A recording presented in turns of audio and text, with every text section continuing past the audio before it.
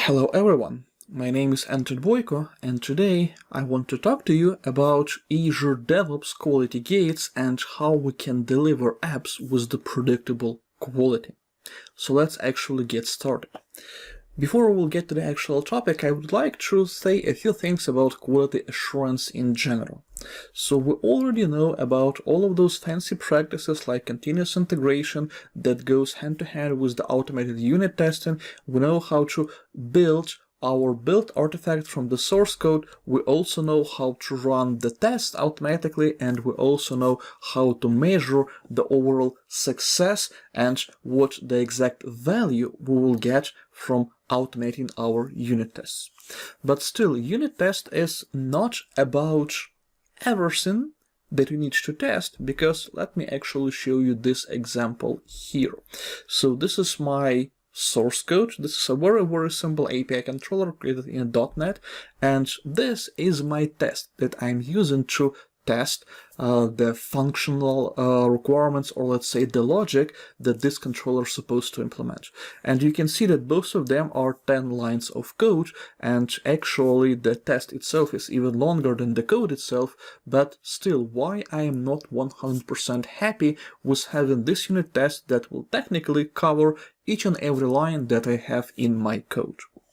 Because with that unit test, I will be enabled to cover those lines. I will be enabled to cover lines 1, 2, and 5. And technically, they should be covered. They will not affect the logic itself. They will not affect how my sum method is working, but they will definitely affect how the application will run on production. My point here is that it's not about that you need to test how Microsoft created those libraries, because those attributes that I were using here, they came from the official Microsoft packages. No, you need to test how exactly those attributes were used, or how exactly those third-party frameworks that you're using in your project were configured. That basically means, and I do believe you already know that besides unit testing, there are a lot of other kinds of testing, and my point here is that if with the unit testing everything is well known already, with the other kind of a testing it's not so simple and straightforward. So now let's talk a bit about the concept of the quality gates. So what quality gates can offer us to address those issues that I was highlighting. The thing here is that the quality gates, this is not the concept that is new to Azure DevOps, or not the concept that is new to the industry in general, but still what I see in a lot of projects that I'm consulting is that for some reason, even if the tool can do that, it's really rare that the engineers will use those capabilities. So let's say that you have your release pipeline. And let's say that your release pipeline will deploy your application to some of the environments, and first it will deploy your application to the dev environment, so you have some scripts or I don't know, like some pipeline steps, whatever, that will be responsible for deploying your application on this environment. But can you deploy your application to this environment? Is it safe? Is it a good time? Is it a good build? Is environment ready to accept new application deployment? To answer all of those questions, what quality gate can offer us, they can offer us the first part, the approvals part.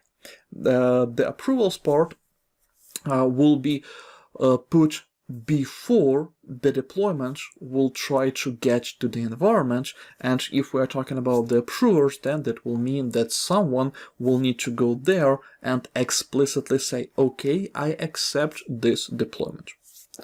And the other thing is the gates. Under the gates, we do understand all the different kind of the automation. It can be, for example, a policy that will enforce you to deploy to the production environment only the builds that were built from the main branch of your repo.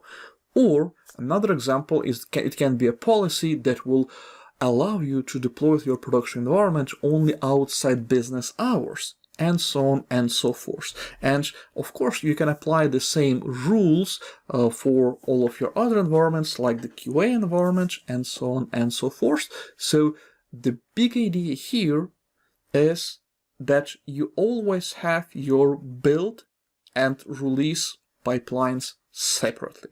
With the build pipeline, everything is fine, everything is well known and well documented.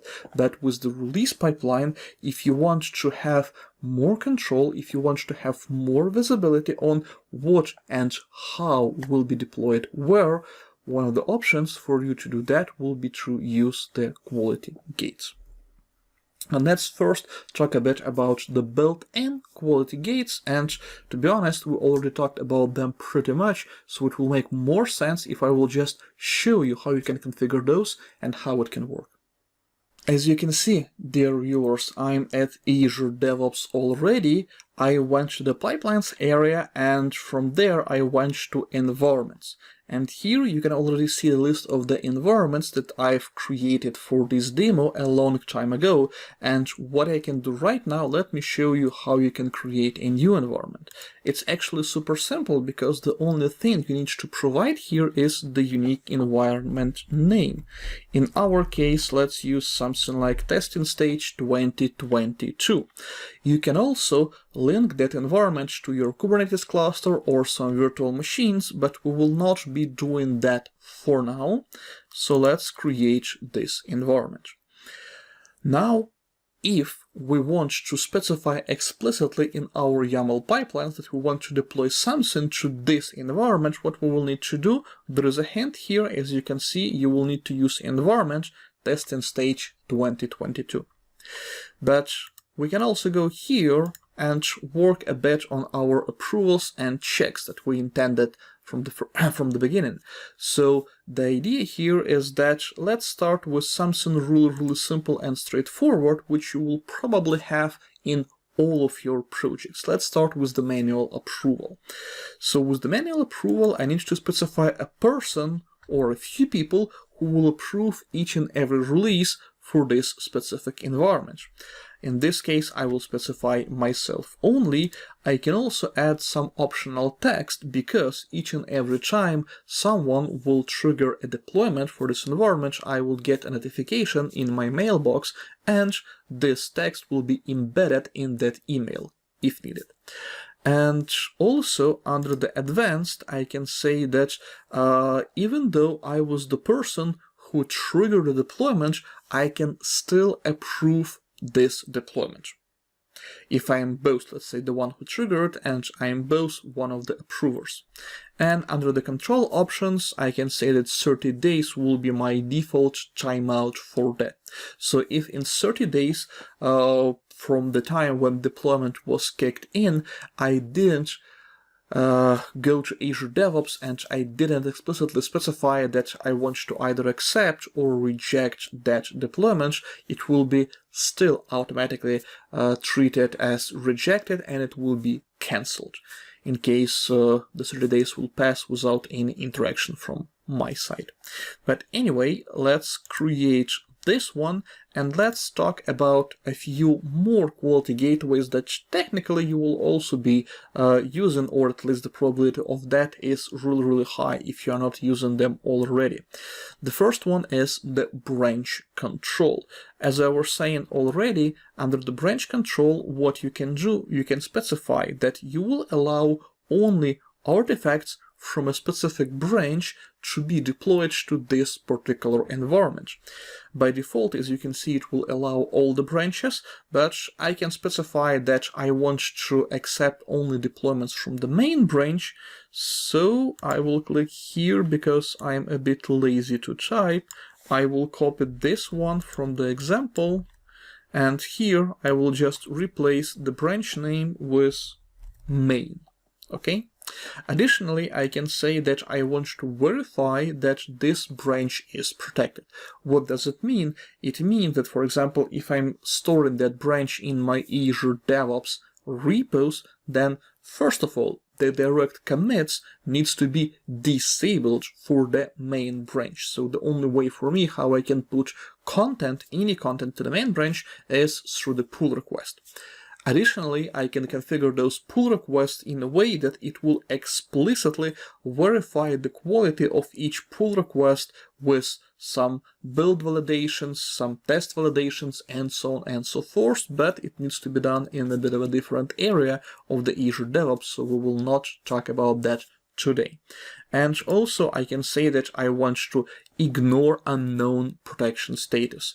If I really, use everything that I've got to make sure that I will deploy something decent. Let's create this quality gateway as well. Additionally, I can put a quality gateway for the business hours. And with the business hours, I can explicitly say that, for example, I'm allowing all the applications to this environment to be deployed only, as you can see in this sample, from Monday to Friday, so only during business days from 4 a.m. to 11. Let's make it actually 8 a.m. And here I can also choose the time zone. In that case, if I want to deploy something to production, then I can deploy it before the business day will start, because the idea here is that on the next business day, basically, I will have my entire team there on their workplaces. So in case something will go really wrong, my team will be there, which will include, I don't know, like devs, cloud engineers, whatever else needs to be involved there, and they will be able to take a look at these issues right away. Create. And I can create as many quality gateways as I want, but let's for now leave the testing stage 2022 environment, and let's take a look at another environment that was already pre-configured upfront. So this is the dummy dev environment. It has only one quality gateway. It has only the approvals, and I don't know for what reason, but my picture is not loading here. But anyway, you can see that this is actually me. And what I do have here, I have a pipeline here, and this pipeline, it will try to mimic some kind of a dummy deployment, but it will use, even though for the dummy deployment, it will use those references for those environments.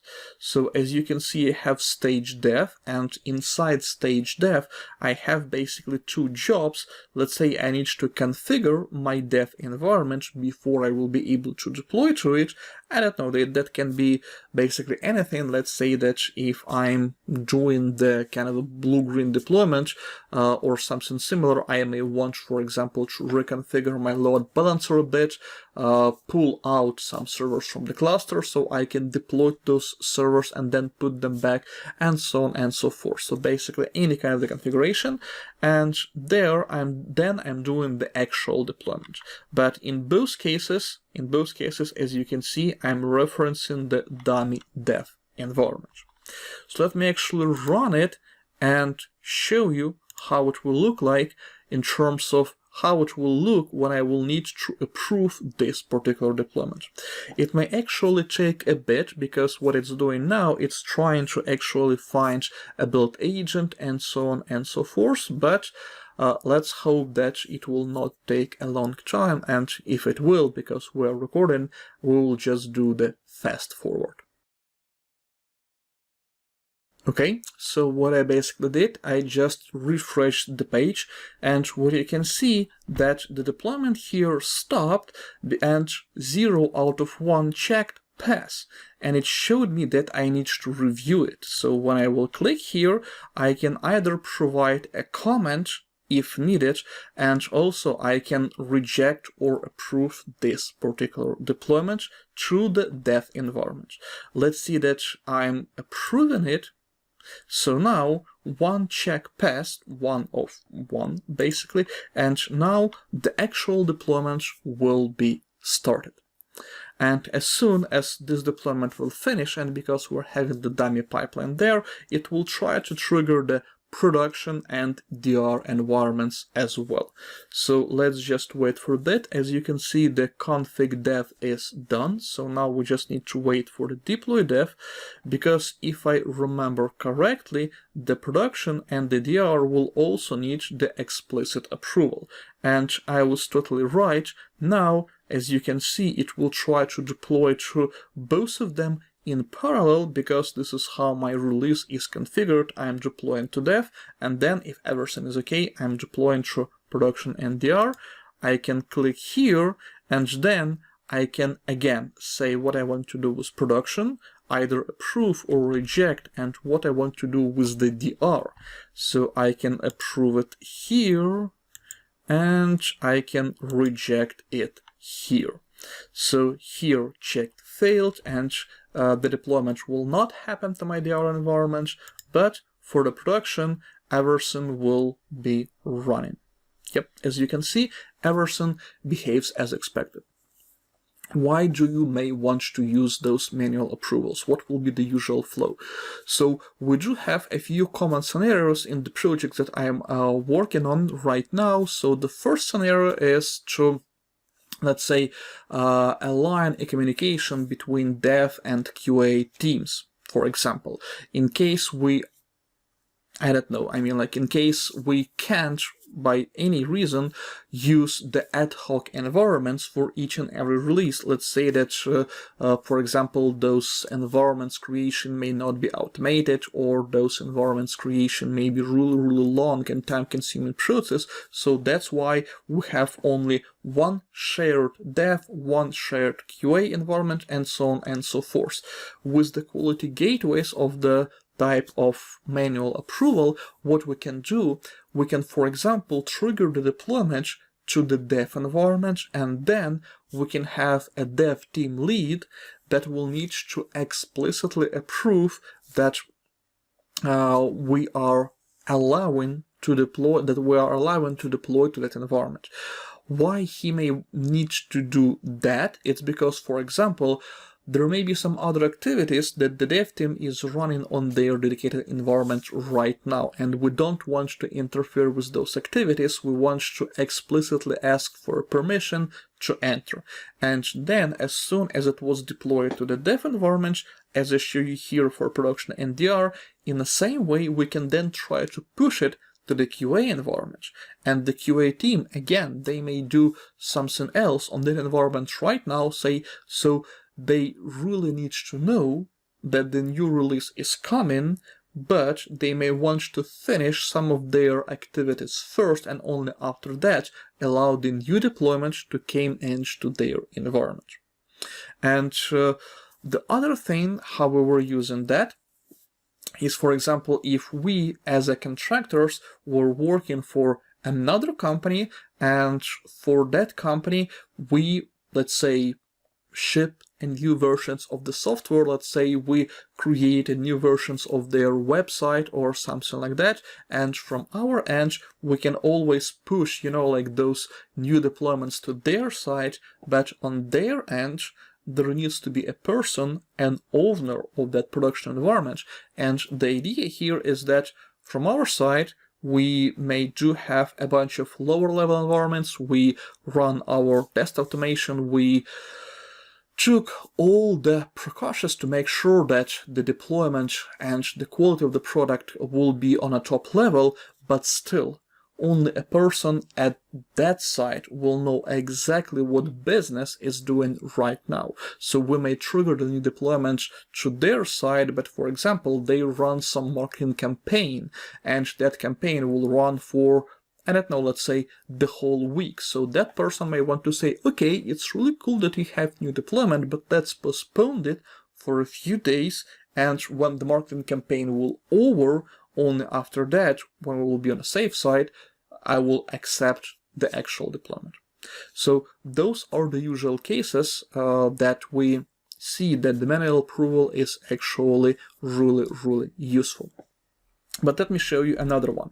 So what I have here, I have the test environment, and this test environment has another really interesting quality gateway. So let me show it to you.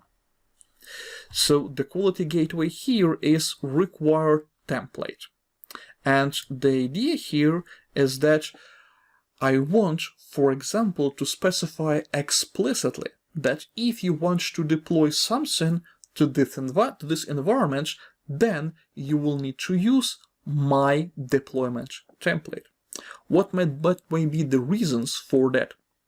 In my deployment template, I may have, like an additional steps that needs to be used to comply with some enterprise regulations and so on and so forth. For example, as I was saying, I may want to run some security scans. I may want to run some, I don't know, like static code analyzers, and I want to be 100% sure that the thing that you are trying to deploy to this environment will comply with not only my regulations, not only the industry regulations, but also with the way how we are deploying things in general.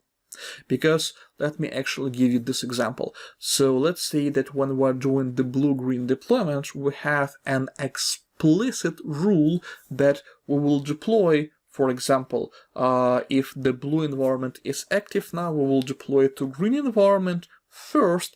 Then, after the deploy is finished, we will try to use some, I don't know, like internal or other kind of URLs to warm up this website, and only when the website warmed up, only after that, we will basically put this node back to the load balancer. So in case you have this flow, you may say, okay, this is how I will take this node out of the load balancer. This is how I will warm up the website. This is how I will basically put this node back into the cluster. And those placeholders, or like those steps that you can put in between, you can put them in between in the separate template. So let me show you what I have here. This is my base template. This is the template that needs to be used if I want to deploy to that particular environment. As you can see, here I'm having basically the regular Azure DevOps pipeline template, and I'm running some pre-deployment jobs. Again, those are just dummy jobs, but nonetheless. Then I'm doing the actual deployment. I'm specifying that I will be deploying that to test environments, and I'm saying that when you will be using this template, you will have a one parameter called build steps. It will be the type of step list, and you can put all of your custom steps to do the actual deployment here. So I don't care how exactly you will upload the new binaries, the new version of the code to this particular environment, but what I care is that I will run some predefined jobs upfront, and also I will run some predefined jobs afterwards. So when we were working with the big enterprises, how we were using that, technically, we can even separate those pipelines and put them into two different repos. So that is why, for example, for the security team or compliance team or any other team, basically, we may have a dedicated repo. They will be working on those templates in that repo. They will define all of those rules for us, and then they will also create those environments for us. They will force us to use those environments, and they will force us to use their templates to make sure that, again, everything that needs to be done in terms of compliance was performed. And I have some pipelines that I can use. For example, this is the first pipeline. This is the valid pipeline. This pipeline will use this pipeline-based deploy YAML file. It will deploy to test environment. So what I can do, I can run this pipeline. I will run it, and we will see how it will work. As you can see, there are 3 jobs here. They will be queued. For now, there is no restriction that all of them needs to run one after another. I'm running them in parallel, and the thing why I'm running them in parallel is because it's just, easier for the demo purposes. And as you can see, the first part succeeded, and as you can see here, one check passed, and that check was about the required template. And while this one is trying to finish, it will finish successfully, I have no doubts about that. I do have the invalid pipeline here. Let me show it to you. So the invalid pipeline, it does not inherit the base pipeline, although it copies everything that I have in my base pipeline. So if you will take a closer look here, what I have here, I have the same VM image for my build agents, the Ubuntu version 20. I have some pre-deploy, I have some post-deploy, I have some actual deploy steps, and here I'm having the same stuff, but without that template. So let me try to run it, and you will see what will happen. I'm trying to run it, but I will be unable to do that. I will fail at this stage. I will fail at the actual deploy stage, because when I will try to deploy to that environment, it will see that I'm not inheriting that pipeline, and because even though I have the same content, still technically inheritance is an inheritance. So I need to inherit that, otherwise I will be unable to deploy. Let me just try to refresh the page, because yeah, as you can see, it failed. 0 of 1 checks pass, and that was exactly that required template. Okay, so now you know what you can use out of the box, but what if you need to use something that is outside of that box? So in that case, you can use the custom quality gates, and the scenarios for those will be the following. Let's start with something really simple. Let's start with the simple implementation of a custom quality gate. So we have our Azure DevOps, and our Azure DevOps will pull the build artifact from the build pipeline and will be ready to deploy it. Then it will actually deploy it to something like Azure App Services. For example, we'll be deploying the new version of our web app. And the Azure App Services, as soon as it will get this new version, it will start reporting potentially some new metrics to Azure Monitor and so on and so forth. But at the same time, we can use this custom quality gate. We can ask Azure DevOps to call an external API, invoke a function that is deployed somewhere. We don't care exactly where, we just need to understand that from the Azure DevOps controller, so from the public internet, there should be a way to call this specific URL. And then we will wait synchronously to get a response back. So you will be limited by the timeout period, because if you will be unable to generate that response in that short timeout, then the quality gateway will fail basically with the timeout error and will be considered as failed. But anyway, what you can do with this one, there are again a lot of scenarios, which starts with something like a really simple stuff. For example, the notification to the environment owners or something like that, that hey, we are about to deploy some new application, or we already deployed that new application. This is probably not so really interesting, because technically you can do that with the simple step in your build pipeline, and it will work more or less in the same way, but nonetheless it can be something a bit more complicated.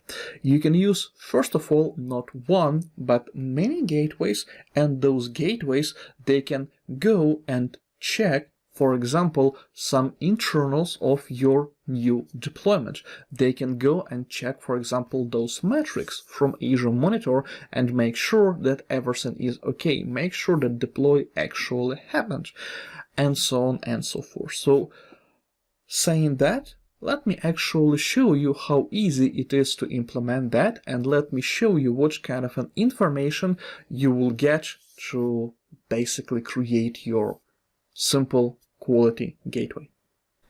We are back on Azure DevOps portal, and here I'm having the environment blue. Basically the pipeline that I will show you will emulate the blue-green deployment.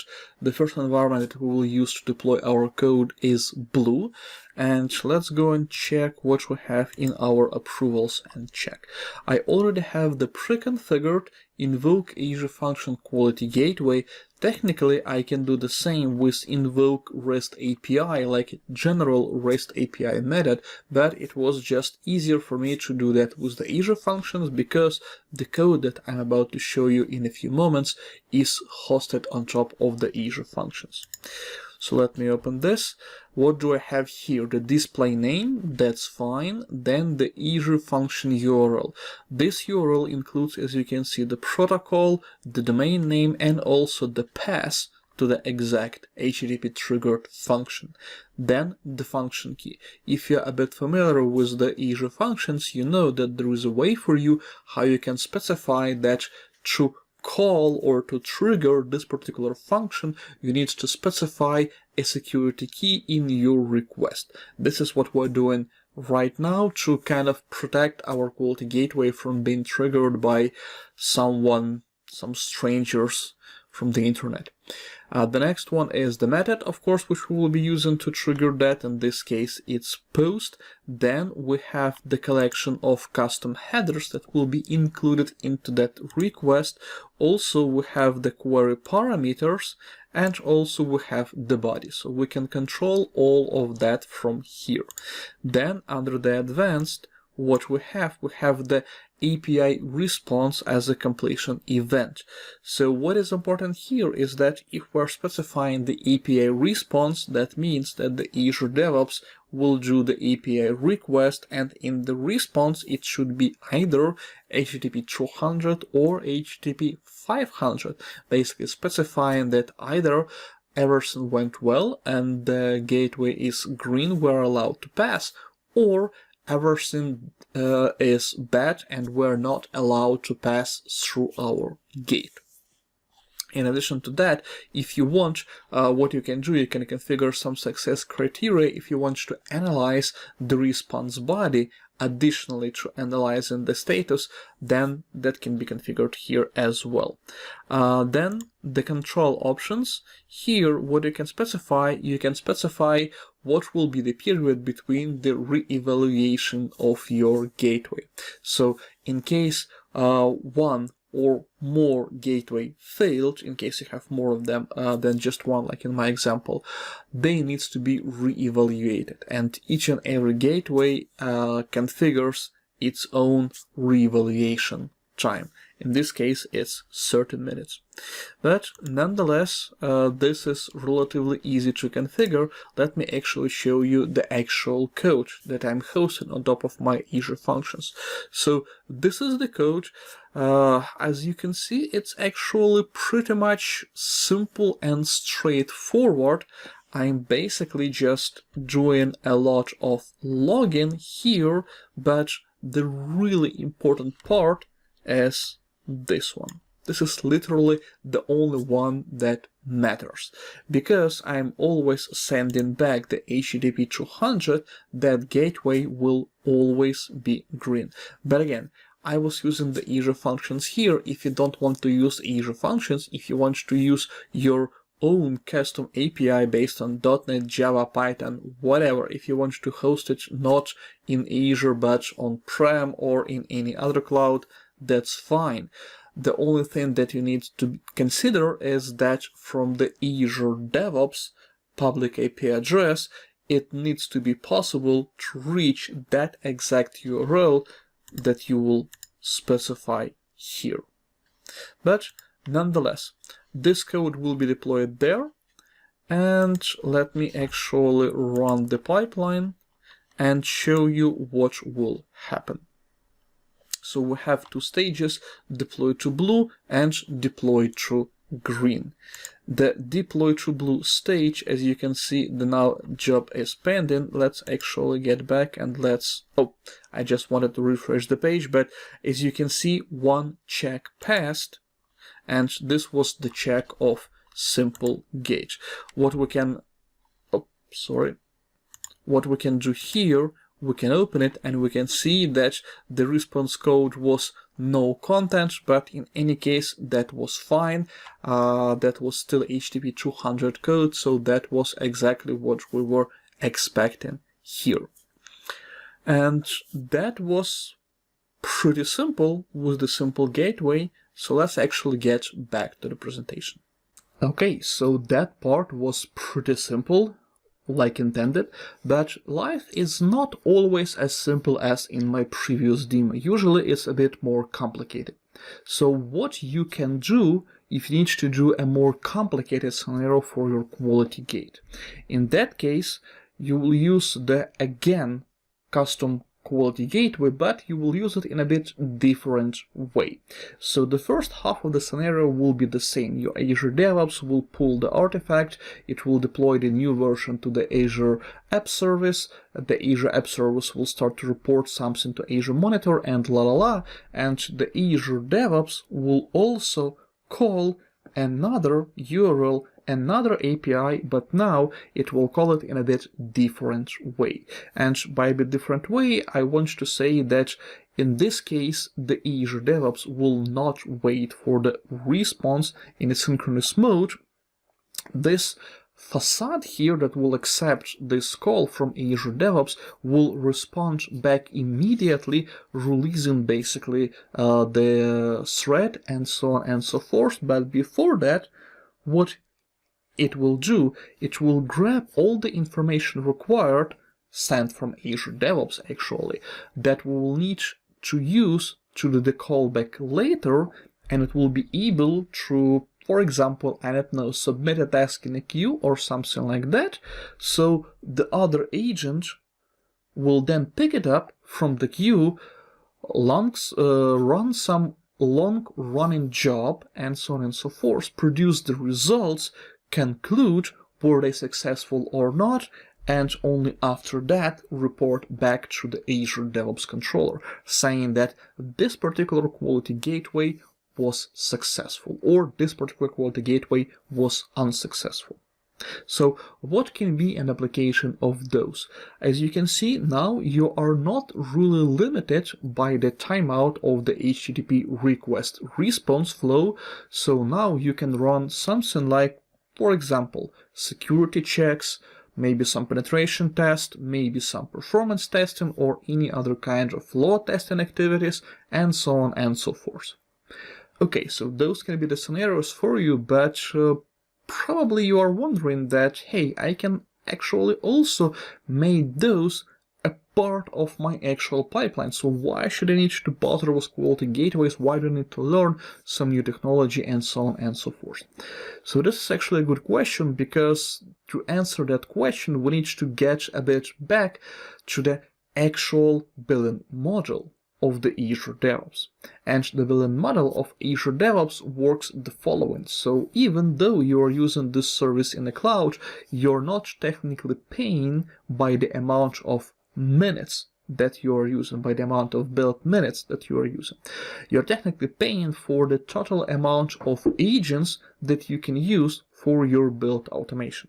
And each agent is able to run only one pipeline at a time, which will basically mean that if you have your performance test, which is supposed to run for like, I don't know, 30 minutes, then what it will actually be, you will deploy your app, and then if you have everything within your pipeline, you will deploy your app, then your pipeline will usually start some external third party or maybe first party, I don't know, and it actually doesn't really matter, start some farm with the virtual agents that will be able to hit your application with the hammer for, as we were saying, those 30 minutes, and then you will get the performance results back. But for those 30 minutes, your pipeline will be there just waiting for basically nothing. It will just spend that time without doing any useful job. So that's why you can use more complex quality gateways, and in that way you can release your pipeline. You can just trigger that run with your custom quality gateway, and then as soon as after those 30 minutes or whatever the results will get back to you, you will be able to integrate those results back to your Azure DevOps dashboard. And this is an important part of it, because when I'm telling that means that you will have a dashboard, and on that one single dashboard you will be able to trace everything that you need related to this particular deployment. Saying that, let's actually go and see how it works in the code.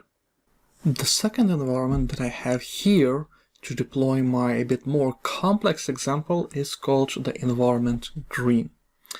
Let's check how everything is configured here. More or less in the same way. The display name, a bit different Azure function URL, different function key, but still post method, still the collection of custom headers, some query parameters, the body, but under the advanced, and I do believe that this is the only one difference that actually is so significant, is that now it's not API response, but a callback. Okay, and what is extremely important is that when you are doing the callback, now you want to make sure from the Azure DevOps side that no one from the internet will be just, like guess, let's say, the API URL and call it and somehow modify your gateway results.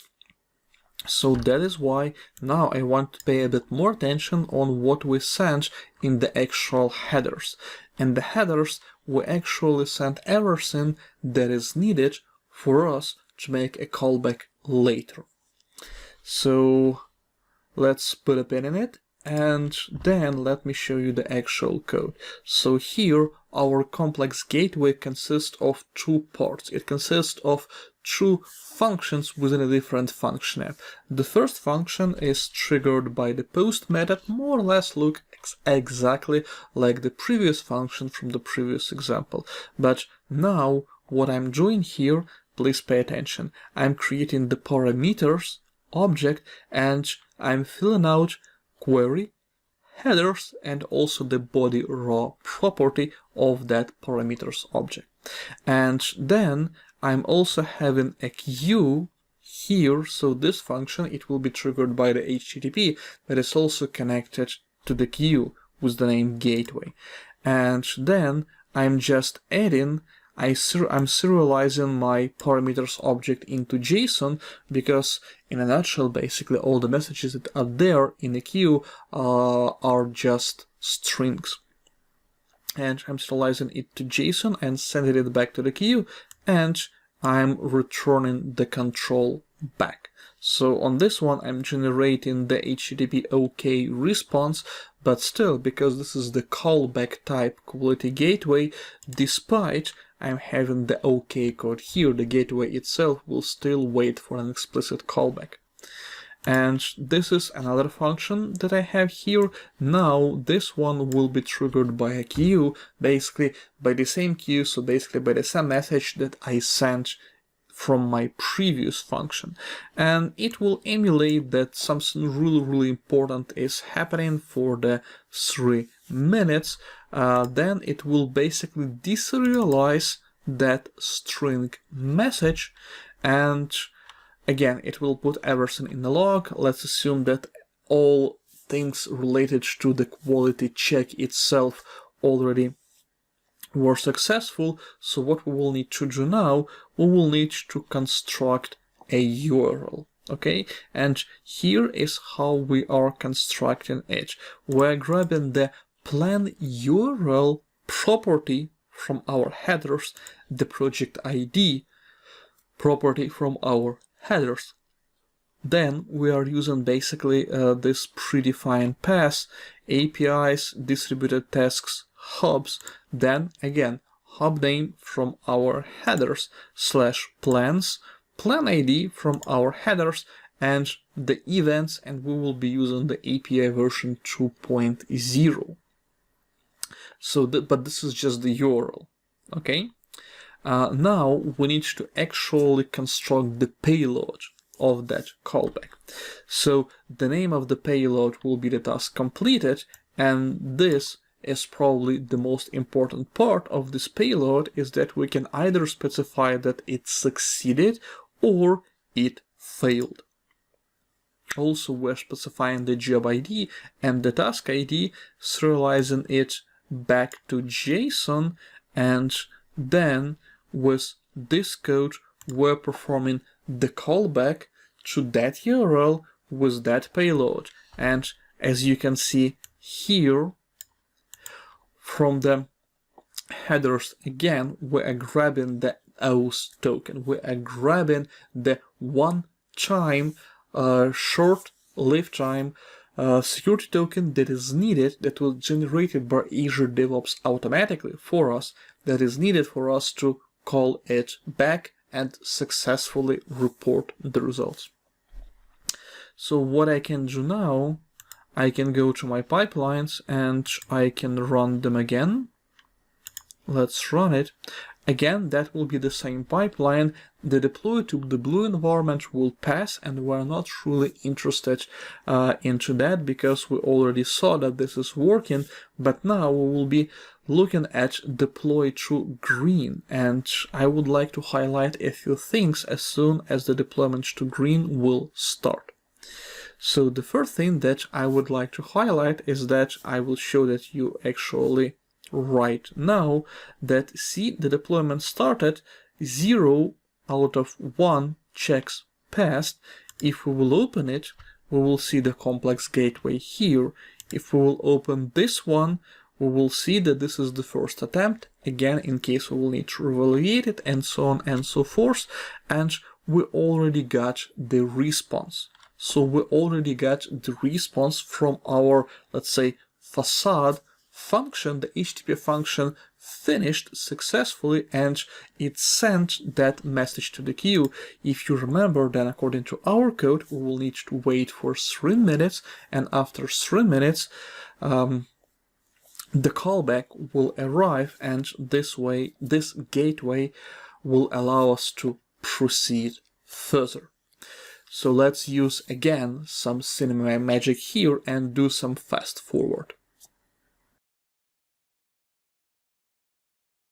Okay, so as you can see here, now we actually get a callback.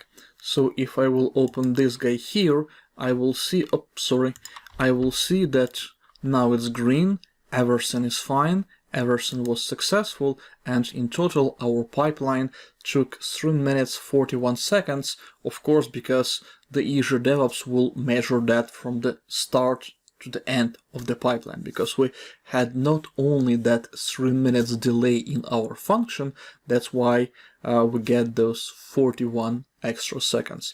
But nonetheless, my point here was the following, that with this kind of a technique, what you can do, you can get the control outside your pipeline. You can trigger any long-running task that will be able to verify that your actual deployment went as expected.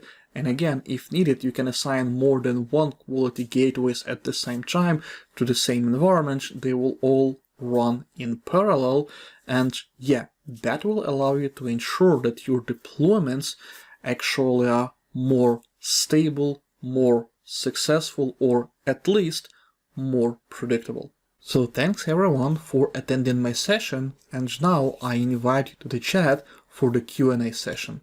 See you there!